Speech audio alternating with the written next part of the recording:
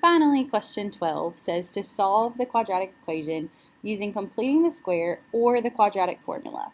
So I'll work it both ways. So completing the square and quad formula.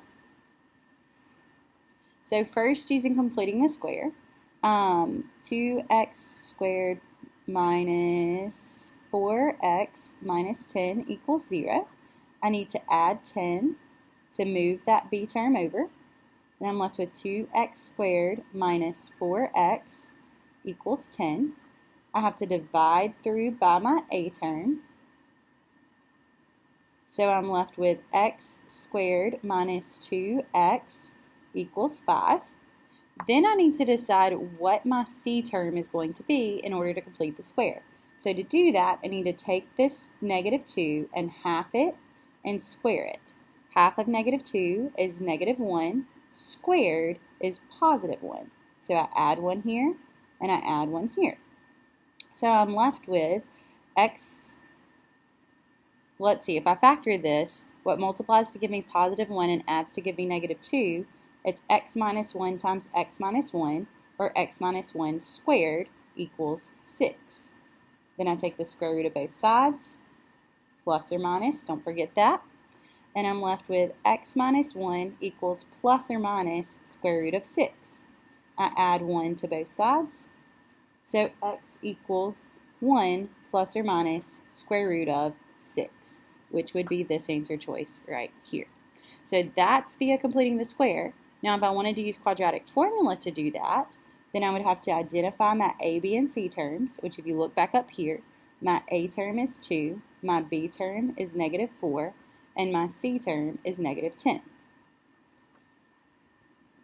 So I have x equals negative b plus or minus the square root of b squared minus 4ac all over 2a. So x equals negative negative 4 plus or minus the square root of negative 4 squared minus 4 times 2 times negative 10 all over 2 times 2. So a negative negative 4 would be a positive 4 plus or minus the square root of, I could take this whole section and simplify it. I have negative 4 squared minus 4 times 2 times negative 10, which gives me 96 over 4. Now, my square root of 96 is divisible by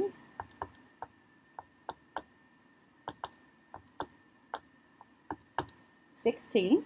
So I could say x equals 4 plus or minus that 96. Let's come down here and simplify it. So square root of 96 is the same thing as square root of 16 times square root of 6, which would be 4 square root of 6. So 4 plus or minus 4 square root of 6 over 4. Now keep in mind this 4 is divided by both terms. So 4 divided by 4 is 1, plus or minus, this 4 divided by 4 is 1 as well, square root of 6. So that's where I get the same solution no matter which way you worked it. You still get 1 plus or minus square root of 6.